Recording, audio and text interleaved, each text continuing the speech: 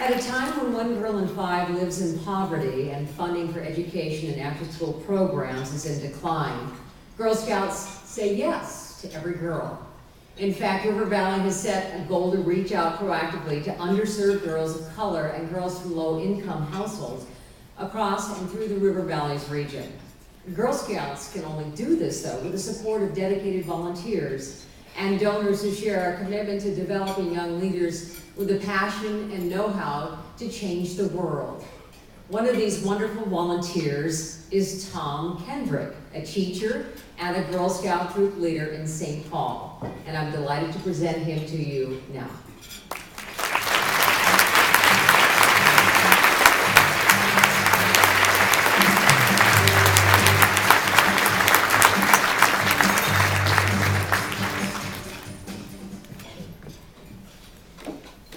Good afternoon. My name is Tom Kendrick, and I'm a second grade teacher at Hazel Park Elementary School in St. Paul. I'm also, with my colleague Donna McIntosh, co-troop leader for the Brownie Girl Scouts at our school. In fact, you met our Girl Scouts earlier in the program today when they sang their song. Hazel Park Elementary is a 90% free and reduced lunch population, which is to say that many of our families are near or at the bottom rung of society's economic ladder. A great number of kids come from households that are stretched very thin, that struggle monthly, weekly, and daily to make ends meet, to hold it all together. Many of our girls live in a world of high dropout rates, increasing crime, and diminishing options, and a growing gnawing sense of futility. The odds are daunting. Happily, this is not the whole story. When a second grade girl walks into school, she brings her whole life in there with her. She wears it on her sleeve.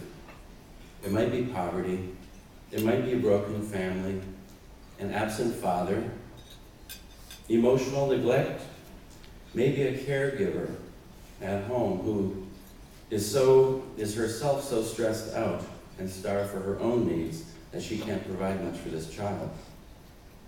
But look closer. Look closer at this girl and see, besides this litany of troubles, see the hunger, not for food, but the hunger to belong. The hunger to be part of something bigger than herself, something better than what she has known before.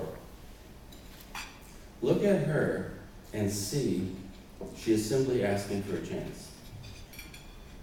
She wants to count. She wants to matter. She wants to belong. And that's where the Girl Scouts has come in. Girl Scouts provides our girls the opportunity to belong and to participate in activities that help them develop new skills and build their self-confidence. Girl Scouts sets the bar high, and we help them focus on achieving those standards no matter what difficulties they face at home or elsewhere. When we recite the Girl Scout law and the Girl Scout promise at our meetings, I always remind them to take these words into their hearts and to live by these words every day. They're not Girl Scouts for 1 hour a week. They are Girl Scouts always, in all they do. And their behavior and work at school need to be exemplary. We hold high expectations of all of our students, but there is a difference. With the Girl Scouts, we enumerate the expectations, and then we add, I know you will be successful because, and this is the most important part, because you're a Girl Scout. This is what Girl Scouts do. And they rise to it. They rise to it magnificently. When we walk out of the Girl Scout meeting to go get snack, they walk through the clamor in the halls in a straight line because they are Girl Scouts. They enter the noisy lunchroom, they say please and thank you because they're Girl Scouts.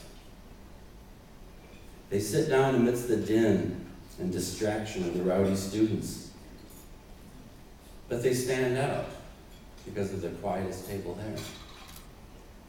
They accomplish this simply because it is expected of them. Now that's what we see at our school. Here's what we see during scouting activities. Last summer, 3 of us adults took 16 girls to the outdoor extravaganza at Camp Lacamaga. If I told you the girls had an incredible time, that it was memorable and they still talk about it 10 months later, that would all be true. But it would not even begin to convey the depth of experience that it is for the girls, personally, individually, to a girl. It's truly life-changing.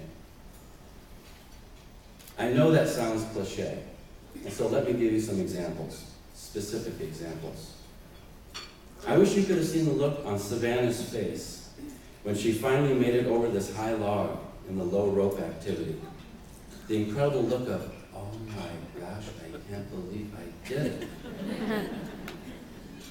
That had replaced the look of resolute fear that had been her expression just moments before.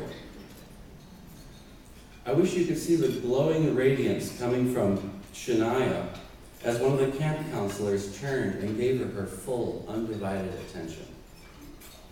Dear Shania has precious little of that in her difficult life. I wish you could see the unexpected pride radiating from shy Yanu's face as she made progress, actual progress, against not only the wind and the waves in her little kayak, but against her own fears. I wish you could see the slowly emerging, irresistible, irrepressible smile spreading over Janasia's face. And she is a reluctant smiler as she masters the finer points of bocce ball. And felt this odd sensation. Was it the sense of true accomplishment, such as she had never felt before? This is the Girl Scouts. Real, deep, even life-altering experiences happen to real people, such as these almost anonymous girls from poor neighborhoods. We could not have hoped to go to Camp Lacamaga on our own.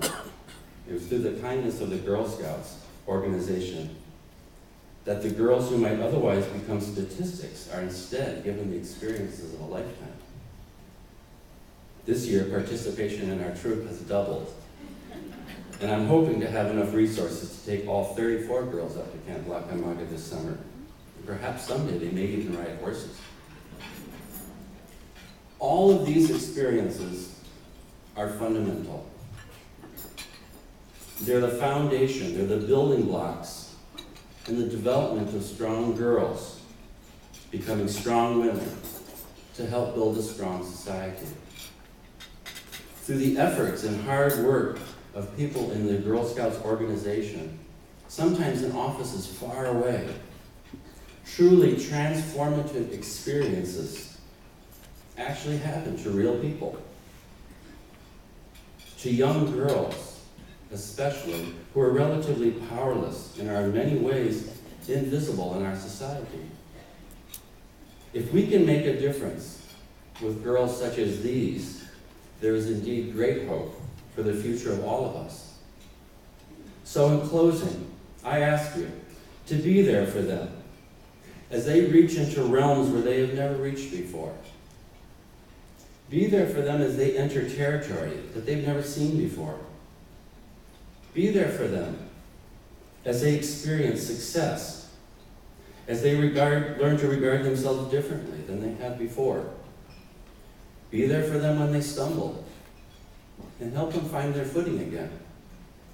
Support them with unwavering faith and resolute determination and the highest of high expectations.